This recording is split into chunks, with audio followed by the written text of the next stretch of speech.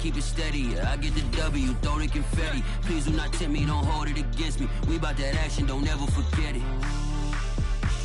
Squad of gorillas, the army, the navy. When I call a play, I'ma score like I'm Brady. The title is mine, if you want it, come take it. I'm ready for more. Tell them I'm ready for more. I'm ready for war. Tell them I'm ready for war. I'm ready for more. We are just south of Pioneer Square here in the great northwest city of Seattle at newly named Lumen Field, home of the 12s. This crowd, as we've come to expect in recent years, as loud as any in the NFL, and they get even louder when their Seahawks are introduced. We're ready for football as the Seahawks get set to do battle with the Indianapolis Colts. As of this morning, summer officially over. It's time for autumn football, and we're underway on EA Sports. And we will not see a run back on the opening kickoff. This will be a touchback.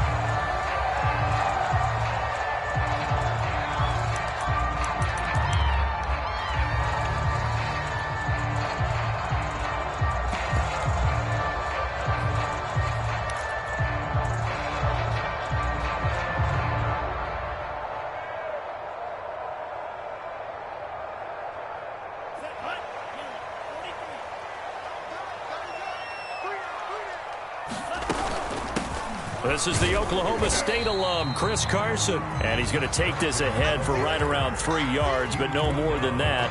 Second down. Well, this defense for the Colts, very strong last week as they helped their squad improve to 2-0 on the young season. And the big difference in the ball game, their ability to force turnovers, 3 of them, in fact. Being able to take the ball away, give it back to their offense, that's something that's emphasized each and every week, and they carried it out. Now a give, right side. It's Carson, and not much. Maybe a yard up to the 29. Not a whole lot there. The defense was ready, it looked, for that run-pass option. You get the sense that next time he has that opportunity, he may keep it himself and get to the perimeter. Probably owes his back a little bit of an apology on that one, huh? This defense looking for an early stop. This is 3rd down and 6.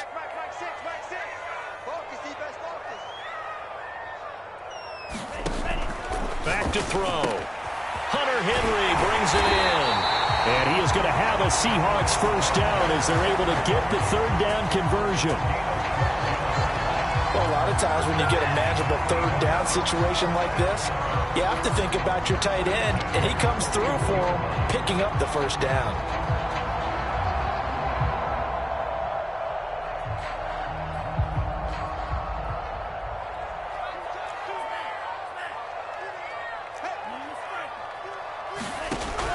To throw now on 1st down.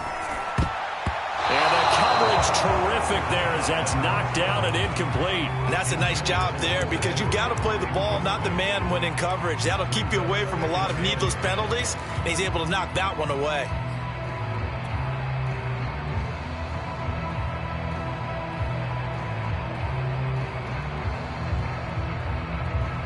Second and 10.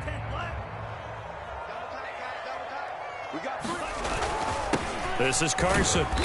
And he'll push his way up to about the 44 here. He'll get only 3 there, so it leaves him with a 3rd and 7 ahead. Brandon, all things considered, they have to feel pretty good about getting that type of a gain, considering the blitz that they just had against them. And for the Colts, an extra defensive back in there now on 3rd down. The play-action fake. They'll look to throw. And he'll be taken down, but not before he gets into enemy territory. Well, I think when they look at their offense, they think to themselves, weapons everywhere, and they want to move the ball around. They want to spread it to different people. But you absolutely know they want to get this man involved as well, and that's what they just did on that play. They'll look to throw here on 1st down. Eluding the pressure right. Going deep this time for Miller. And this one is incomplete.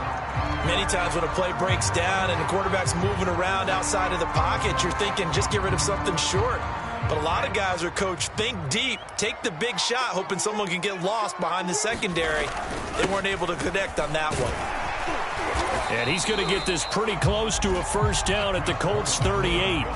That'll leave them with a 3rd and 2 coming up. They got 8 yards there. Okay, he didn't break that one all the way, but you got to know that he feels like he's right on the verge, and that's probably exactly what he's telling them in the huddle right now.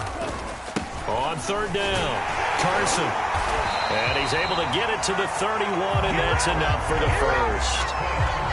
Now, look, that wasn't a huge gain, but those are the types of carries I think they were missing in their loss last week. They couldn't get him going on the ground. Did you get the same feeling I did during our meetings, that they kind of regretted that he didn't touch the ball? Absolutely. You know, hey, he should have touched it more last week. They weren't going to make that same mistake, and they've taken care of that early.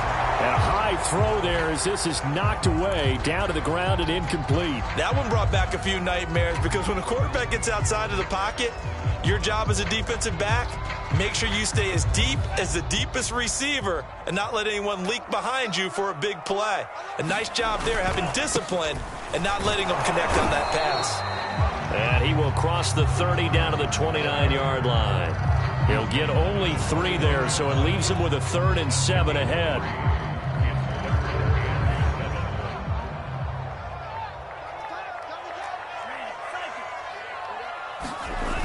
On play action, they'll throw. And he's left with no option here but to throw it away. Different pass rushes are designed for different things. Sometimes you want to keep the quarterback in the pocket. Sometimes you want him to flush. I don't know exactly how this one was designed, but they made sure they moved him to his right. He got out of the pocket. Unfortunately for him, he was hit as he tried to throw the ball, and that resulted in an incompletion.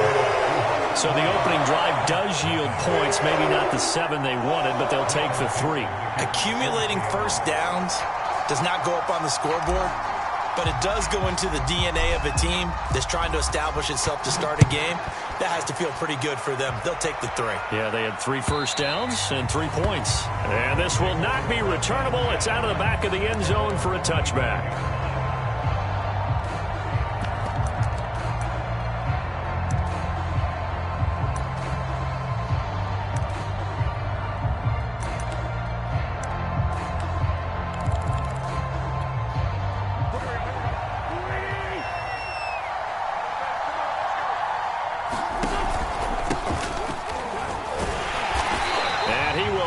Yardage and be backed up to the 24.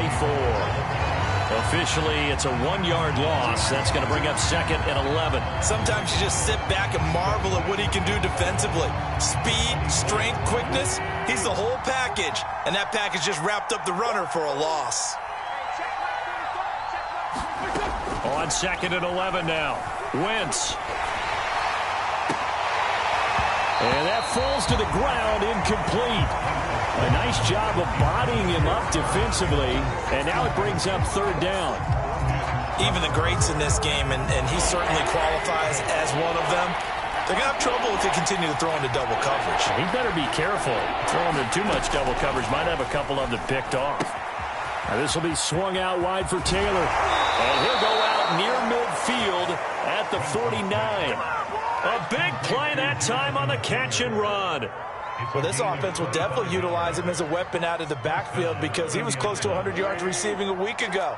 So they will try to get him the football in space as they did right there.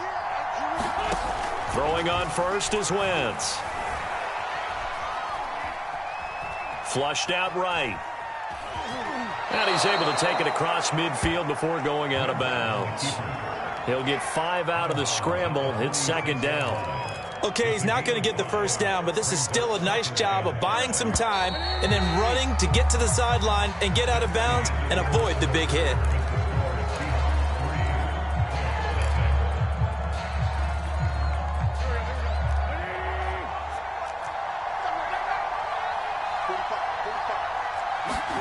Looking to throw again on 2nd down. Wentz. This one complete to Mecole Hardman. And he takes this just a few yards shy of the red zone before going out. Well, that certainly has to feel good. It's not all the time that the play caller should get all the credit. Sometimes I think in the huddle, the quarterback just says, hey, who's going to make a play for me? I just need something right here. And the end result there, nice first down. Drive keeps moving. And this time they were waiting for him as he'll be knocked out before he can get back to the line of scrimmage. Call it a full 3 yards in the wrong direction there. Brings up second down. Shotgun now for Wentz. He'll get this into the hands of Nico Collins. 6 yards is the pickup, and that'll lead to a third down. An ex-teammate used to tell me all the time, I hate experienced quarterbacks because no matter what, you really can't hide what you're doing. And I think that right there, he knew right away where the blitz was coming from, where his primary guy was going to be, and he ended up going to a secondary target for a nice game. I was just going to ask you, that wasn't the primary target. He's so good at that, isn't he? I think he knew right away that he wasn't going to get to his primary guy. I think he read that as soon as he got to the line of scrimmage, knew where the pressure was going to come from, and said, I know how to beat that, and that's what he did. Rodrigo Blankenship for the Colts field goal. From the left hash, this from 39. Blankenship's kick is good.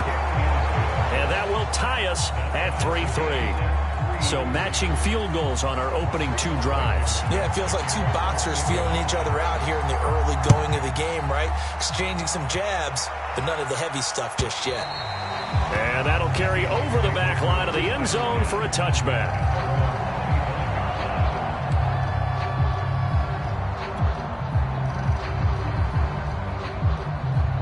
Here's the Seattle offense ready to get this drive underway.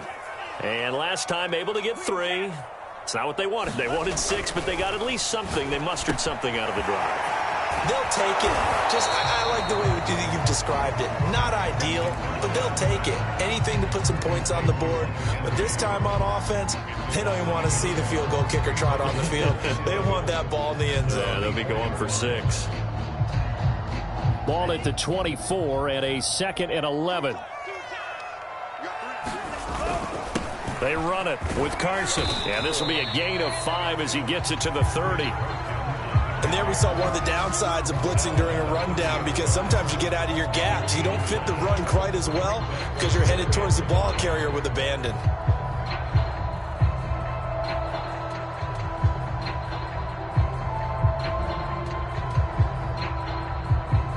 The Seahawks on 3rd down. They've been good. 3 for 4 thus far. This will be 3rd and 5. Off the play fake, he'll look to throw. Complete. Hunter Henry with the ground. And he is going to have a Seahawks first down as they're able to get the 3rd down conversion. We often hear the phrase sure-handed tight ends, and he certainly fits into that category. Plus, he's got a quarterback who knows to look his way when they need a big pickup. And on this play, he finds it for the first down. And he can only manage to get a couple. 2nd and 8 coming up. Certainly a nice job there by the defense rallying to the football and getting him on the ground. But I think the play gets made by the defensive front, because if they can't get upfield, their job is to go ahead and get low, almost get into a ball sometimes, stack things up, and make it difficult for the runner to find a hole. The last run got a couple. Here's 2nd and 8. Now it's Carson. And he'll work it across midfield inside the 45. 44 yards on the ground for him now on 9 carries. Partner, in our years together, we've never really run into a player that's admitted a doubt or a lack of confidence, right? But right now, I'm just wondering about that interior line, because on defense, they're starting to get manhandled at the point of attack. Do they have it in them to figure a way to reverse the tide? Because right now, they're running the ball at will. Coming up in a couple of minutes, we'll get you to Jonathan Coachman in Orlando. The coach will have stats and scores from earlier today in the NFL. It's a 6-yard pickup, and it gets him to 2nd and 4. Decided to hand it off that time on the run-pass option. Appeared to be an easy decision. Just gave it inside. Nice, steady gain. The last run got 6. Now 2nd and 4. Now they'll switch it up here and look to throw. Dancing to his left. Airs it out toward the corner of the end zone. End zone caught. Touchdown, Seattle. Scotty Miller, his 2nd touchdown on the season. And the Seahawks have taken the lead. And he clanks it off the right upright. And it's no good.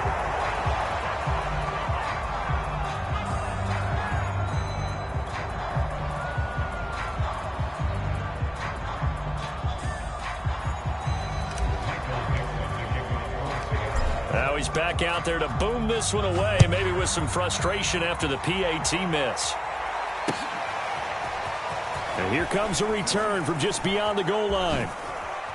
And he's able to get it across the 20 to the 25-yard line.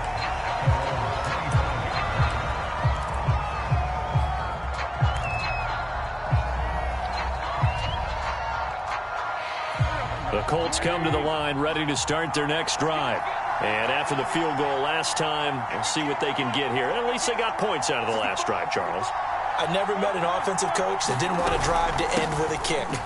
Most of them wanted to end with a PAT, right? In this case, a field goal, they'll take it way better than the alternative, which is a punt. Yeah, but you met fan bases that wanted that, that weren't happy with that field goal. I haven't met a fan base yet that wants to drive to end with a kick, other than the extra point. That's it. Wentz's throw into the hands here of Hardman. And they get him down, but not before he takes it across the 40-yard line. On 1st and 10, here's Wentz.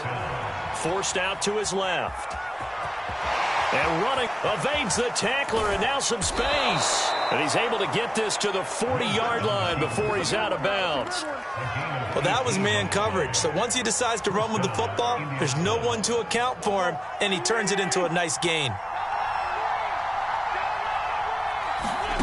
Wentz now on 1st down. They'll set up the screen to Taylor. And here he'll be brought down a little shy of the 35 at the 36. The Colts going to use the first of their timeouts as the clock will stop with 34 seconds to go before halftime.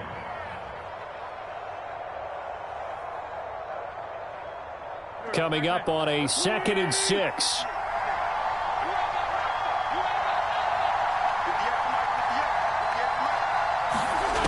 Here's Wentz to throw. To the right side, complete to Taylor. And he'll lose yardage here, back at the 41. So they will accept the penalty and move forward.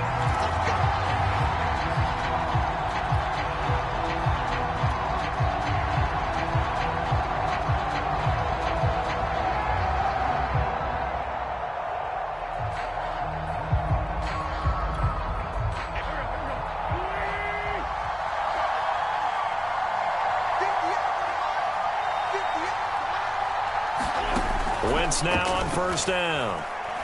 He's going to sling this deep downfield. And that is incomplete. Well, the incompletion, yes, but maybe here not the worst thing in the world? No, not on 1st and 10. Actually gives them a chance to regroup, relax just a little bit. They huddle up, talk it over. Then they get a chance to continue their drive. To throw once more on 2nd and 10. Wentz. And they will not get the connection there. It's incomplete. So back-to-back incompletions. 3rd down here and 10, but you're still in field goal range. And that's the thing to keep in mind. They're in field goal range. So now you don't take any unnecessary risks, but you try and find a way to get back to what you were doing earlier in the drive in order to finish this one off.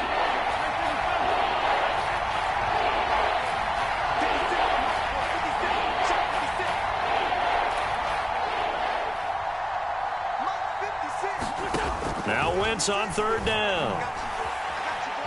Escaping the... And he can't get rid of it. He's taken down. Stephon Tuitt able to shake free and get home for the sack. Now a timeout coming here defensively. As on 4th down, may as well make them punt it. So now they're going to send out the field goal unit to, as they say, fire away from long distance. So this will be spotted on the midfield logo. It's a 58-yard attempt. That also a career-long kick for the veteran, Charles. Yeah, how about what he just got done there? We always knew he had a big leg, but how about everything coming together perfectly on that one? Great leg swing, and bang that one through. And this will be a touchback as that sails over the end line.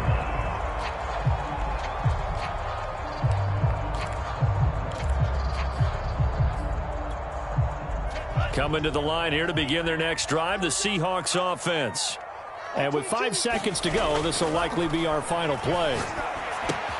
Dumps this one off to Chris Carson. Oh, look at the juke. And they work this well upfield across the 45. So we are at halftime here in downtown Seattle with the Seahawks out in front. As we send you cross-country to Orlando, Jonathan Coachman is there and has our EA Sports halftime report. The Colts getting the football first, and they trail here as we are back underway in quarter number 3. And this will not be returned, so the second half begins with a touchback.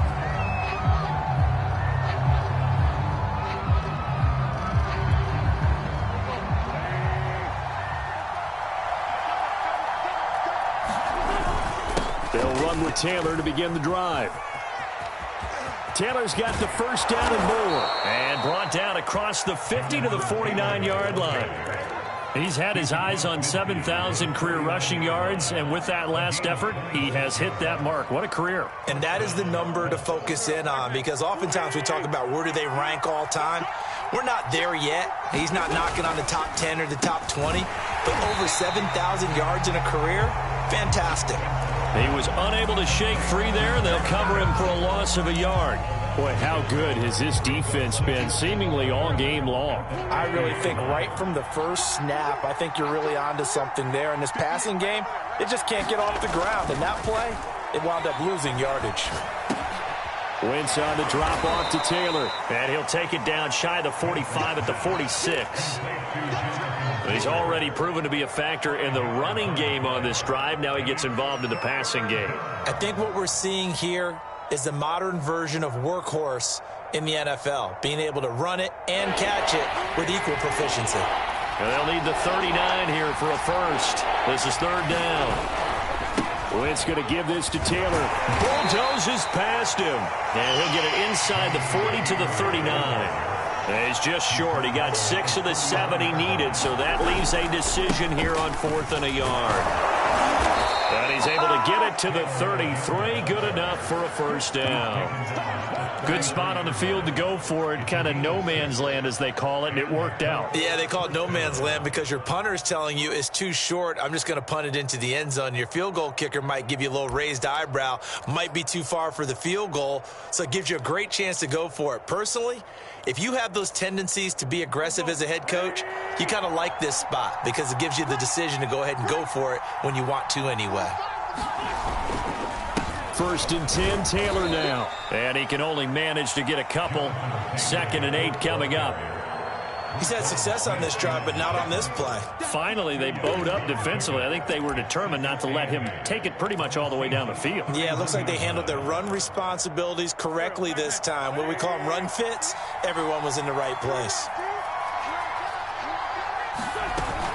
On 2nd down, it's Taylor. And he winds up getting only a couple there, down to the 29. Sometimes you're aligned perfectly and the play comes to you, and sometimes you got to cover some ground to go make the play, as we just saw there. We saw a great example of perseverance right there on that play. Got to be careful. They might want to throw one over his head as this game progresses.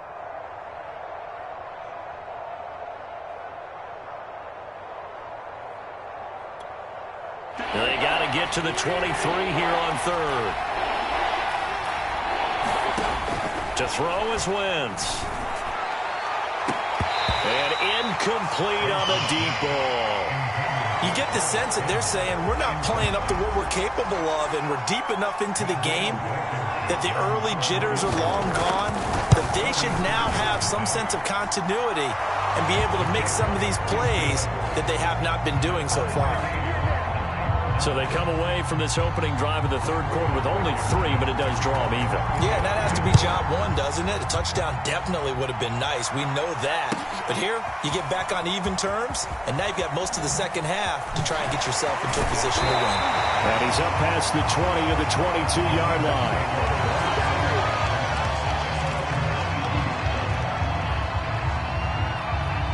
Here's the Seattle offense ready to get this drive underway.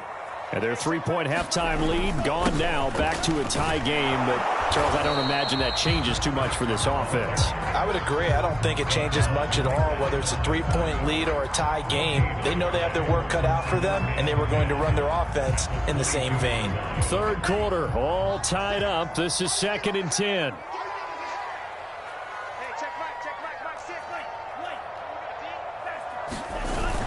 Here's a play fake as they set up to throw. Flush to his right. And he'll just get rid of it. Oh, I like that right there. Not only was it the right play, throwing it away like that, frankly, I think it was the only play. Yeah, got outside of the pocket, realized he had nothing, just chucked it free. Yeah, live to fight another down, right?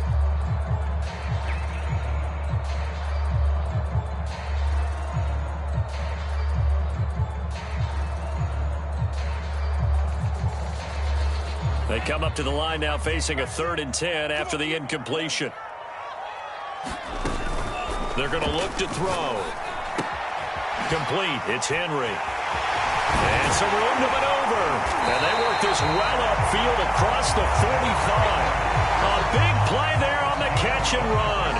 And this was a nice example of an offensive coordinator scheming his guy open. Just a little underneath route, just trying to free up some space. And it worked awfully well. Got him not just space, but plenty of room to run after the catch to pick up really nice yardage. They'll run on 1st down. It's Carson, and he can only manage to get a couple. 2nd and 8 coming up. They know that old expression, it's not my night.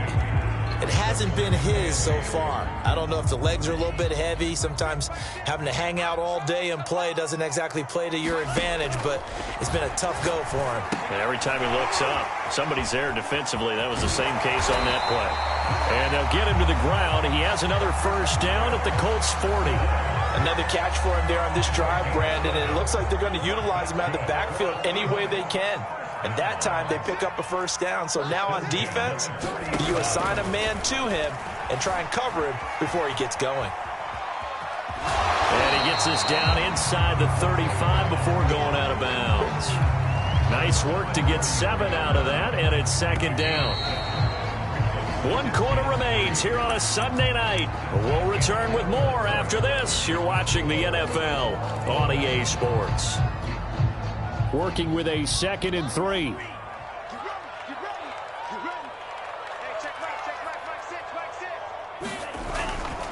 They'll set up a throw. I'm not sure he saw the linebacker there as that's batted down and incomplete. A lot of times it's that first read that you have. Maybe you get it in pre-snap and he locked in on his target, but he was covered quite well, and that one's incomplete. On 3rd down. Carson, and that play is blown up, losing yardage back at the 35. That was well played there defensively. 2 tight ends in the formation, which essentially gave them 7 blockers up front. Hard to imagine with all that size and beef that they could let a tackler through, but that's exactly what happened. A loss resulted. And his kick is indeed good. That kick, by the way, Charles, a career long. Well, we did watch him in pregame, and he hit from this distance, so not a surprise. But there still is something exciting about it, carrying it over from practice and pregame to actually doing it in live action. Set now to kick this one away, and off it goes. From a couple yards deep, he'll bring it out of the end zone. Now a hit and a loose football. And the Seahawks have recovered. And careless with a football there on the kick return. And one thing And now before the ball changes hands, they're going to take a look at this just to make sure that they have it right. And the question, was the knee in fact down before this ball comes loose? And is the video convincing enough to overturn it? A lot of factors here. Remember, you also need clear possession of football afterwards. This is a tough one to overturn.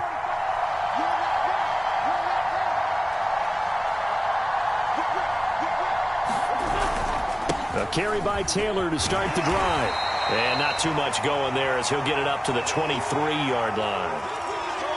Oftentimes we praise an offense for their variety of being able to hit people with the run in the pass. But in this game, how about what we're seeing from the safeties? They are all over the field. Doesn't matter if they threw it or if they're trying to run it. I don't think we've ever awarded an MVU, most valuable unit, but you're right, it might go to them in this game. I like that, MVU. Well done. 64 yards rushing for him now on what was his 10th carry of the ball game.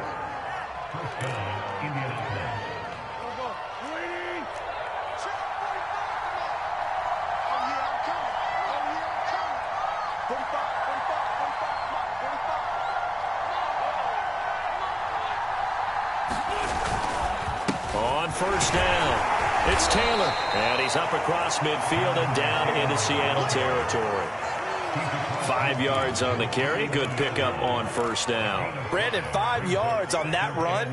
Let's get back to the huddle and make sure if you're a back, you spend time with your offensive line and give them credit. Hard to move those 300-plus pounders at the line of scrimmage, and they did for a significant chunk of yardage. That's a big loss of 3, and it brings up third down. That's a nice job there, foiling what all offenses try to do, which is control the defensive end in the running game. They want to get to the outside, and if he keeps himself free, stays on his feet, he can make a play just as he did there. On play action, it's Wentz.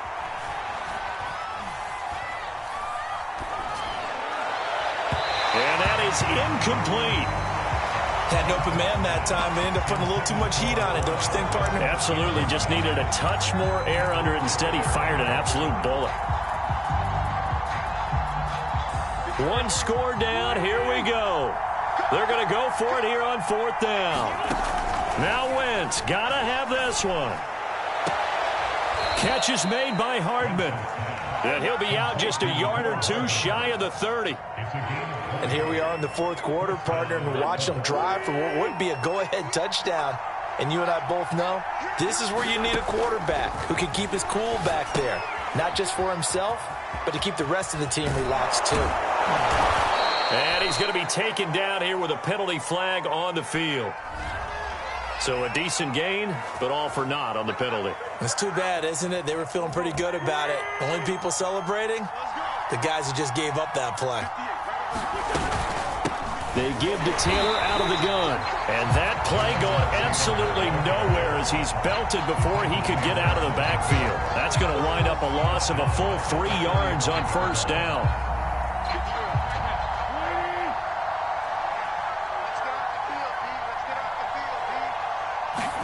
Throwing on 2nd and long. Wentz eluding the pressure right. Nothing open downfield, so he'll throw it away. Well, that plays a statistic that's going to go on the defensive team stat sheet. Won't necessarily reflect in ours, right, the overall game sheet. But you and I know that they keep count on pressures, hits on quarterbacks, all those things, hoping to increase that throughout the game. And here we are in the 4th quarter, and they got a big one. Yeah, it's such a close game, a very big one. A field goal from this spot likely out of the question. They've got to get closer here on 3rd down. Taking a deep shot here for Hardman. Touchdown! That's caught. Mecole Hardman, his 2nd touchdown on the season. And the Colts are going to jump back in front. Extra point by Blankenship is up and good. And that will make this a 4-point game. So after the touchdown, here's Blankenship kicking off.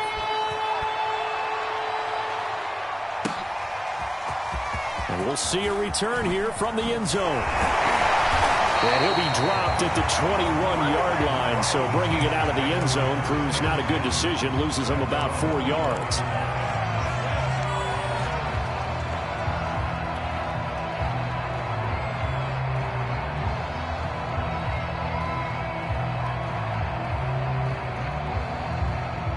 Coming to the line here to begin their next drive, the Seahawks offense.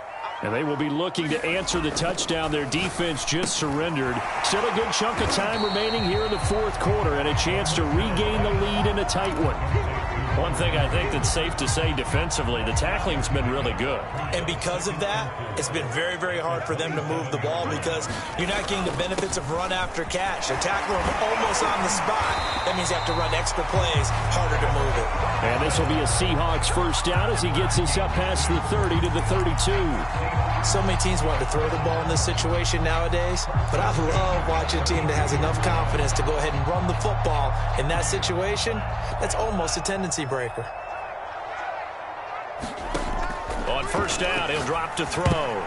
We've got a one-score game with inside of 2 minutes remaining. And oh, that one nearly intercepted. That would have sealed it. Instead, it'll be second down. After the incomplete pass, here now is 2nd and 10. They'll look to throw. He's got Henry. They get 6. That'll leave them with 3rd and 4. Here's Carson. And this effort won't be enough as they rally up to stop him a couple of yards short. Just a gain of 2 there, and it's going to bring up a 4th down. Now, that was a big-time play by the defense. They as well knew where the first down line was, and they didn't let them get anywhere near it.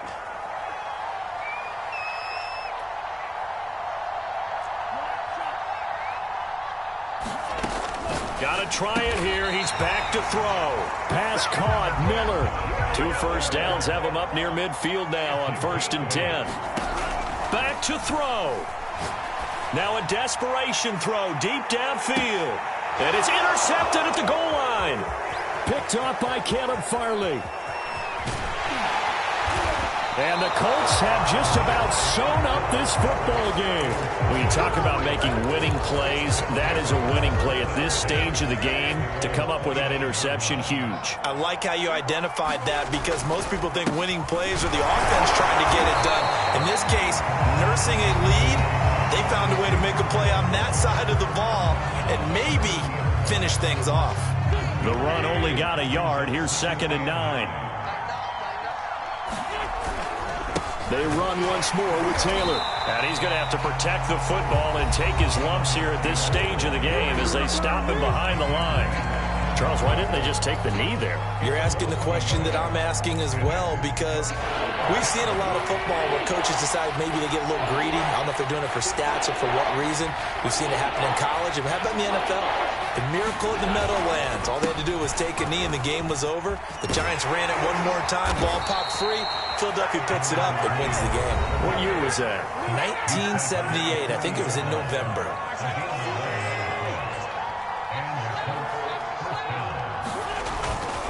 They'll run on 1st down. It's Taylor. And he can only manage to get a couple. 2nd and 8 coming up. I guess the simple question, why not just take a knee there? I don't understand either why you would take any sort of a chance. We've seen it happen in the game of football. Doesn't matter whether you've watched high school, college, or the NFL. Some people get a little greedy, try to get that extra running play in, and it can backfire on them. On 2nd down, it's Taylor. And he'll take this one up close to about the 45. So this one winds up an Indianapolis victory. And it was their defense that led the way, allowing just 3 points, that lone field goal in the entire second half. And remember the old adage, offense sells tickets. Defense does what? Wins championships. And in this game, maybe a championship wasn't won, but a game was by the defense, right? Help them in just a field goal? That's a heck of a job. I mean, when they went out there with that determination and a pretty good game plan, pretty good idea of what they wanted to accomplish, just love the execution, love the tenacity, love the way they finished. So for Indianapolis, it's an ideal start as they move to 3-0 now on the young season. And they'll be back home next week to take on the Denver Broncos. Meanwhile, for Seattle, the early struggles continue as they'll sink to 0-3. And they'll try to make amends next week as they host the New Orleans Saints.